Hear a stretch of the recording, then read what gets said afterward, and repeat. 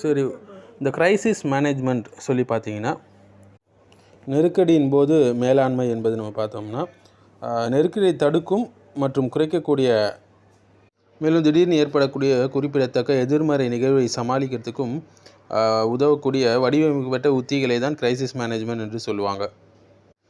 So நெருக்கடி மேலாண்மை என்பது ஒரு நெருக்கடியை பாதுகாக்க, தணிக்க மற்றும் தடுக்கிறதுக்கு அதற்கான கொள்கைகள் மற்றும் நடைமுறைகளை செயல்படுத்துவதை தான் இந்த கிரைசிஸ் மேனேஜ்மெண்ட் என்று சொல்லுவாங்க. இதை பலரும் நாங்கள் தான் செஞ்சோம் என்று மேற்கத்திய உலகம் பீத்திக்கொள்ளும். ஆனால் 1400 வருஷத்துக்கு முன்னாடியே உமர் ரலியல்லாஹு அன்ஹு அவங்களுடைய ஆட்சியில் இதெல்லாம் செஞ்சுட்டு போயிட்டாங்க. இந்த கிரைசிஸ் மேனேஜ்மெண்ட்டை எல்லாம் முதல்ல அதுவும் ஃபேமைன் கிரைசிஸ் மேனேஜ்மெண்ட் வரலாற்றிலே பெரிய ஒரு பஞ்சம் ஒன்று வந்தது. அதை எப்படி அதை இயர் ஆஃப் ஆஷஸ் என்று கூட சொல்லுவாங்க. ரமதா பஞ்சம் என்று சொல்லுவாங்க. இந்த நேரத்தில் உமர் ரலியல்லாஹு அன்ஹு அவங்க கவர்மெண்ட்டில் அவங்க இஸ்லாமிய ஆட்சி செஞ்சாங்க. குரான் ஹதீஸ் அடிப்படையில் அவங்க செஞ்ச நடவடிக்கைகள் என்னென்னு பார்த்தீங்கன்னா, கிரைசிஸ் மேனேஜ்மெண்ட்டுக்கு கவர்மெண்ட் ஃபுட் ஸ்டோரேஜை திறந்தாங்க. மற்ற பகுதியிலேருந்து ஃபுட் இம்போர்ட் பண்ணுறதுக்கான வழிகள் செஞ்சாங்க. மக்கள் அனைவருக்கும் ஃப்ரீயாக ரேஷன் வழங்கினார்கள். தானும் என்ன செஞ்சாங்க, லக்ஸரியான உணவு சாப்பிடாமல் ரொம்ப ரொம்ப எளிமையான உணவு, என்னுடைய மக்கள் இப்படி பஞ்சத்தில் இருக்கும்போது, பசியில் இருக்கும்போது நான் எப்படி வயிறார சாப்பிட முடியும் என்று அவங்களும் தங்களுடைய உணவை நிறுத்தி கொண்டார்கள், ரொம்ப எளிமையான உணவோடு. ஸோ மக்கள் பட்டினியில் இருக்கும்போது நான் நெய் சாப்பிட மாட்டேன் என்று கூட சொல்லியிருக்கிறாங்க.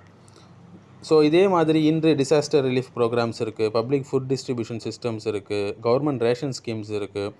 ஸோ இதற்கு எல்லாம் மேலும் வேர்ல்டு ஃபுட் ப்ரோக்ராம்ஸ் இருக்குது. இந்தியாவில் கூட பப்ளிக் டிஸ்ட்ரிபியூஷன் சிஸ்டம் PDS இருக்குது.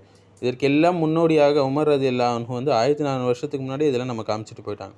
அடுத்தது பேண்டமிக் மேனேஜ்மெண்ட் என்று சொல்லுவாங்க இல்லைங்களா. இது ஒரு பப்ளிக் ஹெல்த் கிரைசிஸ். ஒரு பெரிய பிளேக் ஒன்று ஏற்பட்டது, அம்வாஸ் என்று சொல்லுவாங்க அந்த பிளேகுக்கு பேர்.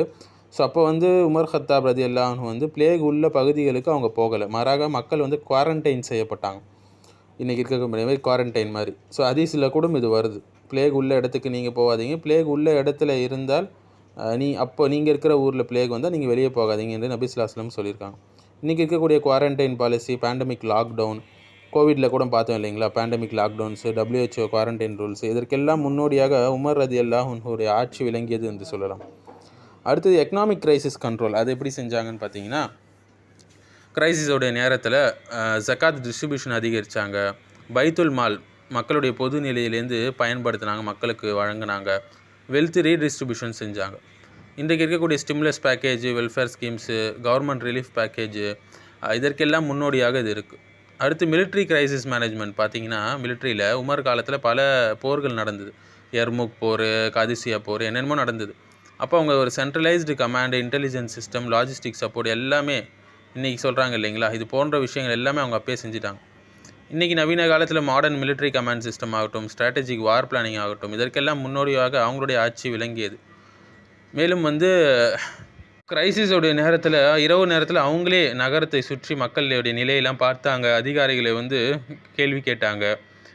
ஒரு கழுதை ஈராக்கில் விழுந்துட்டாலும் அதற்கு நான் தான் பொறுப்பு, அல்லாஹ் மறுமையில் கேள்வி கேட்பான்னு சொன்னாங்க. அந்தளவுக்கு அவங்க அல்லாஹ்வுக்கு பயந்துருந்தாங்க. ஸோ நவீன காலத்தில் இருக்கக்கூடிய ஒரு good governance, public accountability, ethical leadership எல்லாத்துக்குமான முன்னோடி உமர் ரலியல்லாஹு அன்ஹு. ஸோ உமர் ரலியல்லாஹு ஆட்சியில் கிரைசிஸ் மேனேஜ்மெண்ட்டுடைய அடிப்படைகள் என்னென்னு பார்த்தீங்கன்னா, பிரின்சிபல்ஸு, மக்கள் நலனை முதன்மையாக பார்த்தார்கள், அறிவார்ந்த முடிவுகள் எடுத்தாங்க, அக்கௌண்டபிலிட்டி இருந்தது, வெல்த் ரீடிஸ்ட்ரிபியூஷன் கரெக்டாக செஞ்சாங்க, பப்ளிக் வெல்ஃபேர் இருந்தது. பல ஹிஸ்டாரியன்ஸ் கூட என்ன சொல்லுவாங்கன்னா, உமர் ரலியல்லாஹுடைய கவர்னன்ஸ் மாடர்ன் வெல்ஃபேர் ஸ்டேட் மாடலுக்கான முன்னோடி என்று சொல்லுவாங்க. காந்தி கூட சொல்லியிருக்காருல, உமர் ஆட்சி வந்தால் தான் இந்தியா ஒழுங்காக இருக்கும், நல்ல நீதமாக இருக்கும்.